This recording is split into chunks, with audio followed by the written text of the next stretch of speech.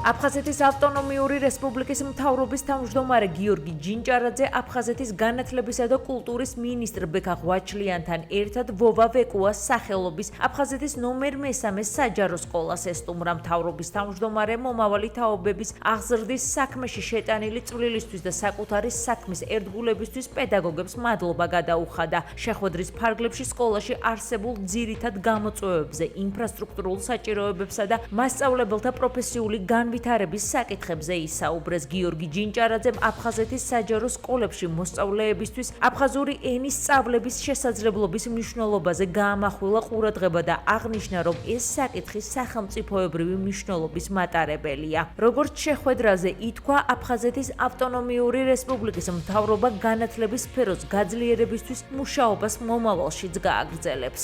დღევანდელი დღე კიდევ ერთი დასტურია იმისა, რომ აფხაზეთის სკოლები, ჩვენი პედაგოგები ძალიან მნიშვნელოვანი პრიორიტეტია აფხაზეთის მთავრობისთვის. მათი ღვაწლი არის შეუფასებელი და ნამდვილად გმირობის ტოლფასია. შესაბამისად, ჩვენი მთავრობა აუცილებლად გაამახვილებს ყურადღებას მათ ღირსეულ გარემოზე, რათა შეძლონ სწავლა-სწავლების პროცესი გააგრძელონ გაუმჯობესებულ ინფრასტრუქტურაში. ჩვენი სკოლის ცხოვრებაში გამორჩეული დღე იყო, რადგანაც ჩვენთან სტუმრად იმყოფებოდა აფხაზეთის მთავრობის ახალი თავმჯდომარე. შეხვედრამ ძალიან საინტერესო ჩაიარა, ვისაუბრეთ სკოლის საჭიროებებზე და დავსახეთ სამომავლო გეგმები.